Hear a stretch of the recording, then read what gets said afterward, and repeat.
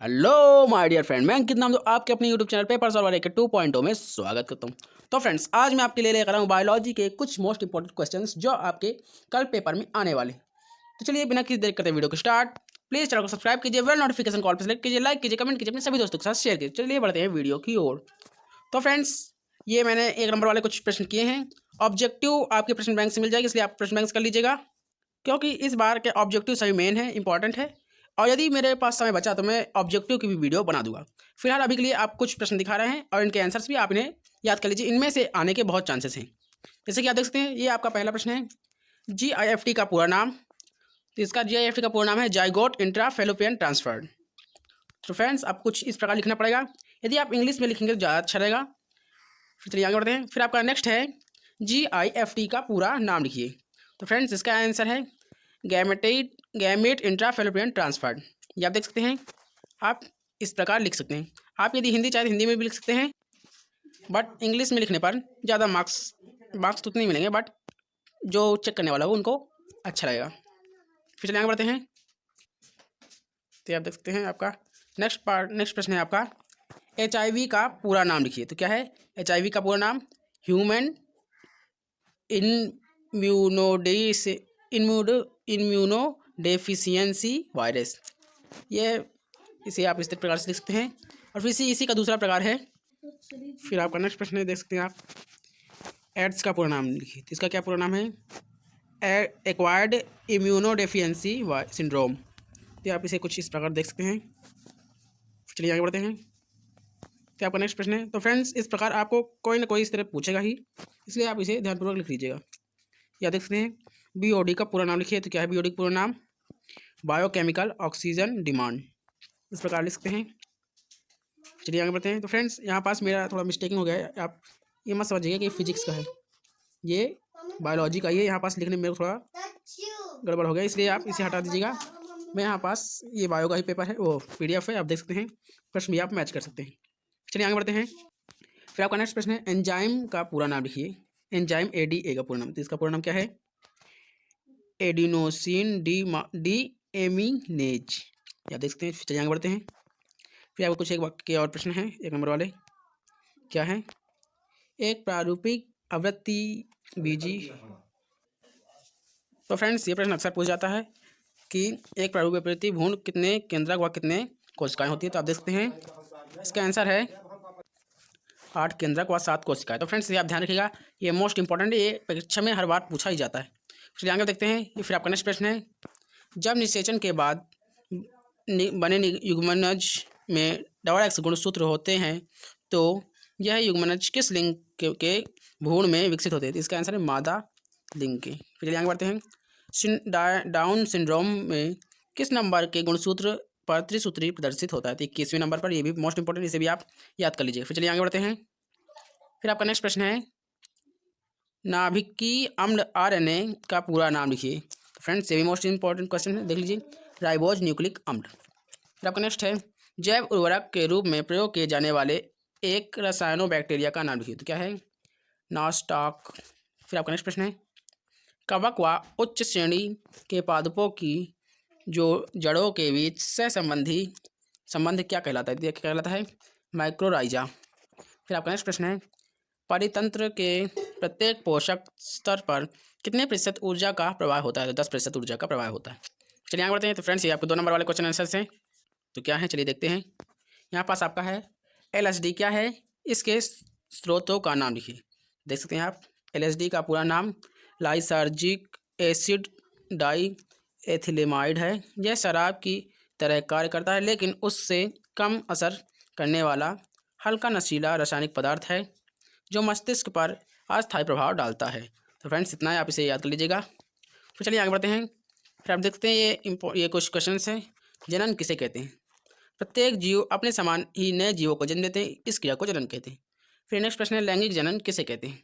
तो देख सकते हैं, प्रजनन की वह क्रिया जिसमें 2 युग्मकों के मिलने से बनी रचना युग्मनज द्वारा नए जीवों को जन्म देती है, उसे लैंगिक जनन कहते हैं। फिर आपका नेक्स्ट है, ये अलैंगिक जनन किसे कहते हैं? तो फ्रेंड्स, इस तरह आपसे पूछा जा सकता है, इसलिए आप इन सभी को याद करके रखिए। देखिए क्या है, अधिकांश जंतुओं में प्रजनन की क्रिया के लिए निषेचन अनिवार्य है, परंतु कुछ ऐसे भी जंतु हैं जिनमें बिना निषेचन के प्रजनन हो जाता है। इसको अनिषेक जनन या अलैंगिक जनन कहते हैं। तो चलिए आगे बढ़ते हैं। तो याद देख सकते हैं, अलैंगिक जनन द्वारा उत्पन्न हुई संतति को क्लोन क्यों कहा जाता है? तो आप इसे भी देख लीजिए। अलैंगिक जनन द्वारा उत्पन्न संतति आकारिकी व आनुवांशिक रूप से एकमात्र जनक के समान होती है, अतः इन्हें क्लोन कहा जाता है।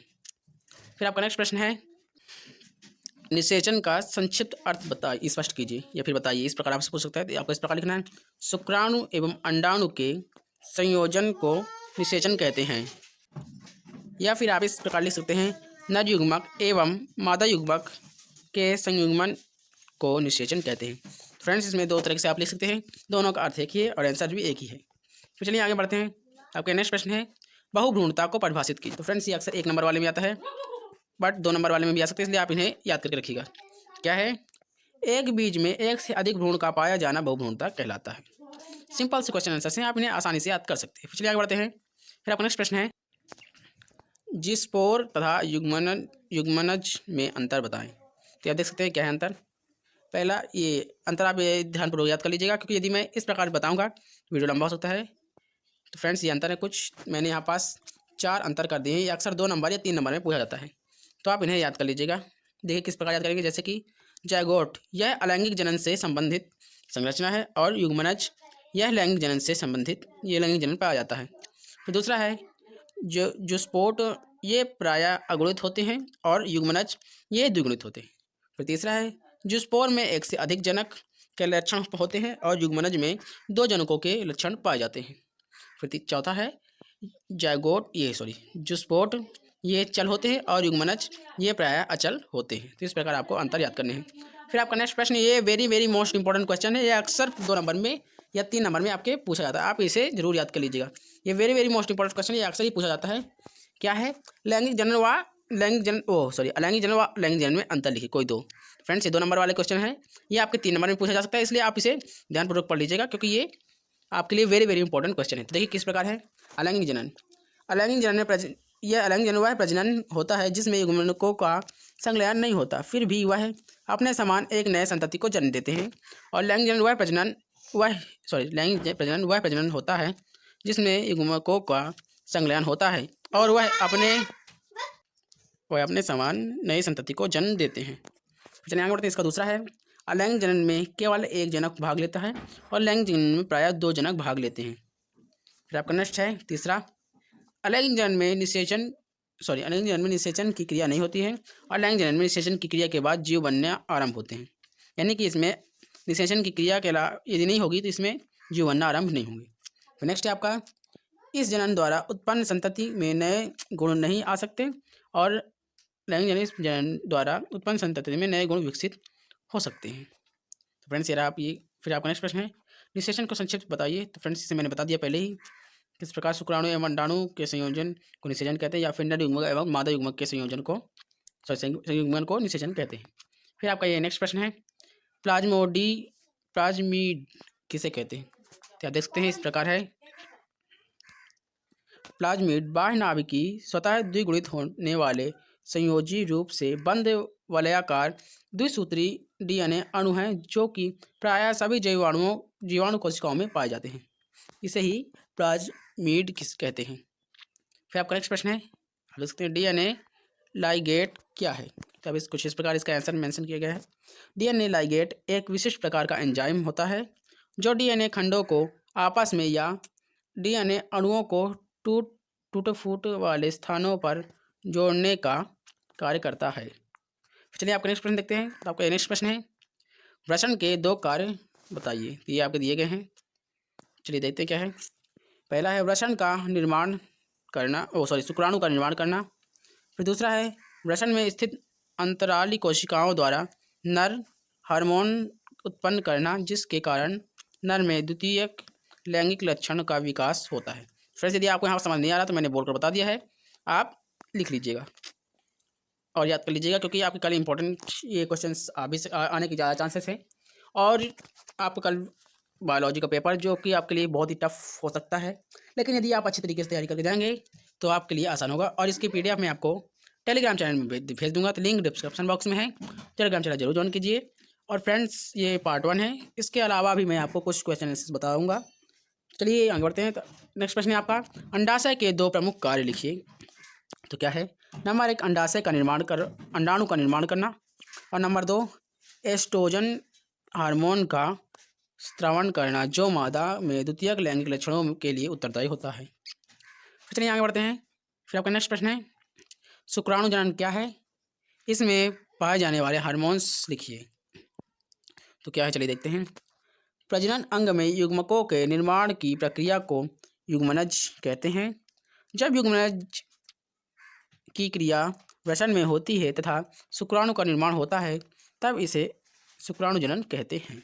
फ्रेंड्स, इतना ये है शुक्राणु जनन किसे कहते हैं, इतना क्या ये है। यदि इसका पूछे कि इसके हार्मोन्स लिखे, तो ये हार्मोन्स लिखे हुए हैं। क्या है? ल्यूटिनाइटिक हार्मोन्स, और दूसरा है फॉलिकल स्टिमुलेटिक हार्मोन्स। फिर चलिए आगे बढ़ते हैं फ्रेंड्स। ये मोस्ट इंपॉर्टेंट क्वेश्चन है और ये अक्सर पूछ जाते हैं, इसलिए आप इसे इससे याद कर लीजिएगा। ये पिछले साल ही पूछा गया था लगभग बोर्ड पेपर में, इसलिए आप इसे याद कर लीजिएगा। तो क्या है? गोल्डन राइस क्या है? तो क्या है? यह धान की एक जीएम किस्म है जिसमें विटामिन ए प्रचुर मात्रा में पाया जाता है। फ्रेंड्स, इतना है, इसका आंसर छोटा सा है, आप याद कर सकते हैं। फिर आपके नेक्स्ट प्रश्न है मोस्ट इंपॉर्टेंट, ये आपके पेपर में अक्सर पूछा जाता है, इसलिए आप इसे भी ध्यानपूर्वक याद कर लीजिए। ये हमेशा लैंगिक जनन अलैंगिक जनन के अथवा में आता है, या फिर ये अलग से भी पूछा जा सकता है, जैसा कि ये 2 नंबर या 3 नंबर में पूछा जा सकता है। तो चलिए देखते हैं क्या है। तो फ्रेंड्स, इसका पहला है स्वपरागण। जब किसी पुष्प के परागण उसी पुष्प के वृत्ताकार पर स्थानांतरित होते हैं और तो इसे स्वपरागण कहते हैं। और दूसरा है, जब किसी पुष्प के परागण किसी दूसरे पुष्प के पौधे पर लगे पुष्प को वृत्ताकार पर स्थानांतरित होते हैं तो इसे पर परागण कहते हैं। फिर दूसरा है, यह द्विलिंगी पुष्प में होता है और यह एक लिंगी व द्विलिंगी पुष्पों में होता है, यानी कि ये दोनों में होता है। फिर आपका तीसरा है, यह समयुग्मजता बढ़ाता है, और इसका है, यह समयुग्मजता व भिन्नताओं को जन्म देता है। ध्यान रखिए, यह बढ़ाता है और ये जन्म देता है। चलिए आगे बढ़ते हैं। तो ये आपका नेक्स्ट प्रश्न है, अपरा के 2 कार्य लिखिए। तो यहाँ पास 3 कार्य लिखे हुए हैं, आप देख सकते हैं क्या कार्य है। पहला, अपरा माता के पोषक पदार्थों को भ्रूण तक पहुँचाता है। दूसरा है, अपरा भ्रूण के श्वसन व उत्सर्जन में मदद करता है। और नंबर तीसरा, बैरियर हानिकारक रोगाणु एवं उनके हानि द्वारा उत्पन्न विषाक्त पदार्थों को भ्रूण तक पहुँचने से रोकता है। चलिए आगे बढ़ते हैं। फिर आपका नेक्स्ट प्रश्न है, ये वेरी वेरी इंपॉर्टेंट क्वेश्चन है, ये हर बार पूछा जाता है, आप इसे भी याद कर लीजिएगा, इसे आप जरूर याद कर लीजिए। क्या है? टेस्ट ट्यूब बेबी क्या है? तो देखिए क्या है, ऐसे अंडाशय से उत्पन्न शिशु जिनको माता के शरीर से बाहर निषेचित कराकर एवं प्रारंभिक विकास कराकर वापस माता के गर्भाशय में परिबद्ध पूर्ण करने हेतु स्थानांतरित किया गया हो, वह टेस्ट ट्यूब बेबी कहलाता है। चलिए आगे बढ़ते हैं। फिर आपका नेक्स्ट प्रश्न है, मेंडल के प्रभाविता का नियम को मंडल के नियम को परिभाषित कीजिए या फिर परिभाषा कीजिए। तो क्या है, ये आप देख सकते हैं। जब एक जोड़ी विपरीत लक्षणों वाले जनक के बीच संकरण कराया जाता है तो प्रथम पीढ़ी में एक ही जनक के लक्षण प्राप्त होते हैं। जो लक्षण प्राप्त होते हैं प्रभावी लक्षण कहलाते हैं, और जो लक्षण दिखाई नहीं देते वे अप्रभावी लक्षण कहलाते हैं। प्रभावी लक्षण को स्पष्टता के आधार पर मेंडल के इस प्रभाविता का नियम कहा। मेंडल ने इसे प्रभाविता का नियम कहा। फ्रेंड्स, याद रखते हैं, आपको ओनली इतना क्वेश्चन का आंसर लिखना है और आपको पूरे ये 2 नंबर या 3 नंबर में आ सकते हैं, ये आपको पूरे मिलेंगे। फिर आपका नेक्स्ट प्रश्न 2 नंबर का है, आप देखते हैं क्या है। सहलग्नता किसे कहते हैं? किसे कहते हैं, चलिए देखते हैं। एक ही गुणसूत्र में पर उपस्थित वे जीन अथवा एलीन जो अर्धसूत्री विभाजन के समय एक दूसरे से बिना पृथक हुए उसी स्थिति में पीढ़ी दर पीढ़ी स्थानांतरित होते रहते हैं, एक दूसरे से संलग्न होते हैं, ऐसी घटना को संलग्नता कहते हैं। तो ये आपका आंसर है। फिर चलिए आगे बढ़ते हैं। अनुलेखन को परिभाषित किया। फ्रेंड्स, आप इसे भी याद कर लीजिए, ये भी वेरी वेरी इंपॉर्टेंट क्वेश्चन है, ये भी अक्सर परीक्षा में पूछे जाते हैं। तो चलिए देखते हैं क्या है। डीएनए द्वारा एंजाइम की उपस्थिति में आरएनए के संश्लेषण की क्रिया को अनुलेखन कहते हैं। तो इतना आपका आंसर है। इसके आगे थोड़ा सा लिखना पड़ेगा। यह क्रिया प्रोटीन संश्लेषण का प्रथम चरण है जो आरएनए पॉलीमरेज एंजाइम द्वारा उत्प्रेरित होता है। फ्रेंड्स, यदि आप इतना आंसर लिख कर आते हैं तो आपको पूरे के पूरे 2 नंबर पूरे के पूरे आपको मिलेंगे, इसमें एक भी आपका नंबर कोई नहीं काट सकता है। चलिए आगे बढ़ते हैं। फिर आपका नेक्स्ट प्रश्न है, एल्कोहल के कोई 2 कुप्रभाव लिखिए। तो फ्रेंड्स ये भी वेरी वेरी इंपॉर्टेंट क्वेश्चन है, ये भी पूछे जाते हैं। तो क्या है, ये आप अपने भाषा में भी लिख सकते हैं, और यदि पुस्तक बुक की भाषा में पढ़ें तो देखिए क्या है, एल्कोहल के नियमित रूप से सेवन करने से लिवर सिरोसिस नामक गंभीर रोग हो सकता है। नंबर दूसरा, इसका प्रयोग से व्यक्ति का पारिस्थितिक तंत्र कमजोर हो जाता है, प्रतिरक्षी तंत्र कमजोर होता है। तो फ्रेंड्स याद रखते हैं। फिर आपका नेक्स्ट है, यह पाचन तंत्र, श्वसन तंत्र एवं हृदय वाहिका तंत्र की कायिक पर प्रतिकूल प्रभाव डालता है। फ्रेंड्स इतना आपका आंसर से आप इसे आसानी से याद कर लीजिएगा। चलिए आगे बढ़ते हैं। फ्रेंड्स ये आपका नेक्स्ट प्रश्न है, मानव में विषाणु जनित 2 रोगों के नाम लिखे। तो यहाँ पास मैंने 5 कर दिए, देखिए कौन कौन से। पहला सामान्य जुकाम, दूसरा डेंगू, तीसरा एड्स या HIV। मैंने बताया था ना ये दोनों एक ही हैं। चलिए आगे बढ़ते हैं। फिर नेक्स्ट है बड़ी माता, और नंबर 5वां है इन्फ्लुएंज। फ्रेंड्स ये आपके आंसर। फिर चलिए आगे बढ़ते हैं। फिर आपका नेक्स्ट प्रश्न है, अनुशेक फलन तथा बहुभ्रूणता पर टिप्पणी लिखिए। तो फ्रेंड्स मैंने इसकी परिभाषा पहले भी दे दी है। फिर चलिए यहाँ पास भी आपको इसे अच्छी तरीके से समझा देते हैं। तो क्या है इसका आंसर, अनुशेक फलन, ये देख सकते हैं। अंडाशय में बिना निषेचन के फल निर्माण की प्रक्रिया को अनुशेक फलन कहते हैं, तथा इससे प्राप्त फल को अनुशेक फलनी फल कहते हैं। यह फल बीज रहित होता है। उदाहरण के तौर पर जैसे अंगूर में बीज नहीं होता है, केले में भी बीज नहीं होता है, और अनानास आदि इनमें भी बीज नहीं होता है। फिर आपका नेक्स्ट प्रश्न है, बहुभ्रूणता को संक्षिप्त टिप्पणी लिखिए। तो ये आप देख सकते हैं, यह बहुभ्रूणता का पूरा लिखा हुआ है। तो क्या है, एक बीजाणु या बीज में एक से अधिक भ्रूणों का उत्पन्न होना बहुभ्रूणता कहलाता है। अनावृत्ति बीजी पौधों में यह घटना सामान्य होती है, लेकिन आवृत्ति बीजी पौधों में काफ़ी कम पाई जाती है। कुछ इस प्रकार है। चलिए आगे बढ़ते हैं। फ्रेंड्स यदि मैं एक करके बताऊंगा तो वीडियो बहुत लंबा हो सकता है, इसलिए मैं आपको डायरेक्टली आंसर्स दिखाते चलता हूँ, आप उन्हें याद कर लीजिएगा। और आज रात का आपका मतलब कि ओनली कम टाइम बचा है, मैंने यही कहूँगा कि आप इन्हें अच्छी तरीके से याद कर लीजिएगा। चलिए देखते हैं। फिर आपका नेक्स्ट प्रश्न है, क्या है, किसी व्यक्ति के को यौन संचारित रोग के संपर्क में आने से बचाने के लिए कौन कौन से उपाय करने चाहिए। तो आप देखते हैं, ये आपके उपाय लिखे हुए हैं, तो आप इन्हें याद कर लीजिएगा। ये आपके 6 उपाय मैंने इधर लिख दिए हैं। ये अक्सर 4 नंबर में पूछ जाते हैं, तो आप इन्हें याद कर लीजिएगा। कम से कम 5 तो याद ही कर लीजिएगा, क्योंकि ये आपके लिए इंपॉर्टेंट है। फिर आपका नेक्स्ट प्रश्न है, ये आपके 3 नंबर में पूछ जाते हैं, और 2 नंबर में भी इसे पूछ सकते हैं, इसलिए आप इसे भी याद कर लीजिएगा। एक संकरण और द्वि संकरण में अंतर लिखिए। तो आप यहाँ से पूरा यहाँ तक देख सकते हैं, और ये अंतर लिख दिए गए हैं। 3 अंतर मैंने लिख दिए हैं, आप तीनों को याद कर लीजिएगा, ताकि यदि एक में पूछे, 2 में नंबर पूछे तो आपको पूरा बन जाए। फिर आपका नेक्स्ट 2 नंबर का प्रश्न है, जीन क्लोनिंग क्या है। Friends very very important question, ये अक्सर पूछ जाती है, आप इसे भी याद कर लीजिएगा, ये इंपॉर्टेंट है परीक्षा की दृष्टि से। फिर आगे बढ़ते हैं। फिर आपका ये नीचे है, GIFT MTP और IUD का शब्द विस्तार में लिखिए। तो याद रखिए, GMT का मैंने पहले भी बता दिया है, गैमेटिक इंट्राफैलोपियन ट्रांसफर। फिर ये MTP medical terminal of pregnancy, और फिर आपका ये लास्ट है तीसरा IUD इंट्रायूटेराइड डिवाइस। चलिए आगे बढ़ते हैं। फिर ये आपका अंतर है, तो अंतर आप सभी अंतर अच्छी तरीके से रट कर जाइए, याद करके जाइएगा, क्योंकि अंतर आपको कहीं से भी कोई सा भी पूछ सकता है। ये आपके 4 नंबर या 5 नंबर में आते हैं, खासतौर पर ये 4 नंबर में आते हैं, इसलिए आप इन्हें याद कर लीजिए कि यहाँ 5 लिखे हुए हैं, आप 5 याद कर लीजिए, क्योंकि यदि एक भूल भी जाए तो आप आसानी से कर पाएँ। चलिए आगे बढ़ते हैं। फिर आपका नेक्स्ट प्रश्न है, DNA अंगुलीछापन क्या है, इसकी उपयोगिताएँ लिखिए। तो फ्रेंड्स यहाँ से यहाँ तक आप देख सकते हैं DNA अंगुलीछापन क्या है, और फिर इधर इसकी उपयोगिताएँ। तो आपको 2 ही लिखनी है, मैंने 3 लिख दिया, आप तीनों याद कर लीजिएगा, क्योंकि आपको यदि भूल भी जाए तो आप आसानी से कर सकें। फिर चलिए आगे बढ़ते हैं।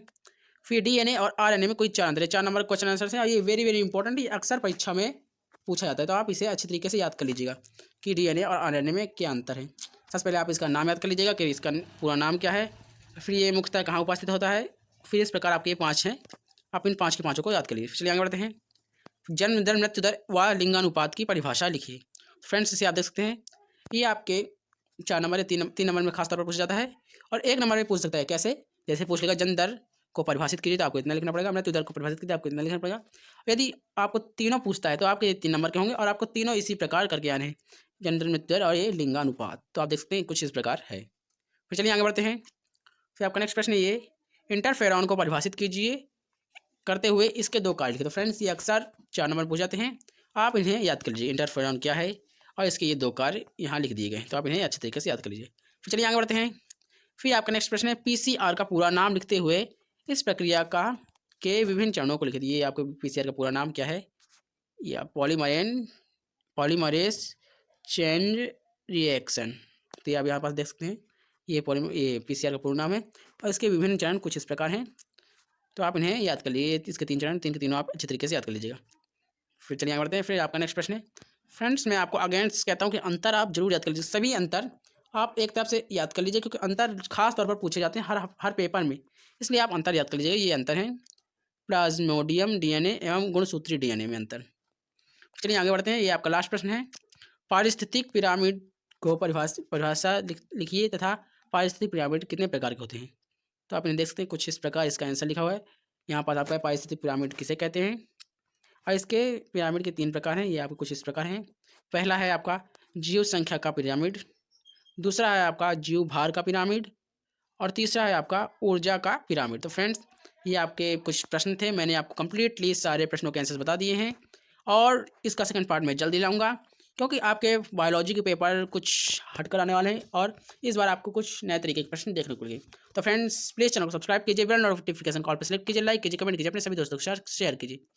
तो फ्रेंड्स आपके लिए इतनी मेहनत कर रहे हैं, और यूट्यूब में आपको इस तरह के कई प्रश्न नहीं मिलेंगे क्वेश्चन के साथ, कंप्लीटली मैं आंसर्स भी आपको प्रोवाइड कर रहा हूँ, ताकि आपको आंसर्स ढूंढने में परेशानी ना हो। तो फ्रेंड्स इतना तो आप कर ही सकते हैं। यदि वीडियो पसंद आए तो लाइक कीजिए, सब्सक्राइब कीजिए, और अपने सभी दोस्तों के साथ शेयर कीजिए, ताकि उनको भी इस वीडियो का लाभ उठाने का मौका मिल सके। चलिए मिलते हैं नेक्स्ट वीडियो में, तब तक के लिए बाय।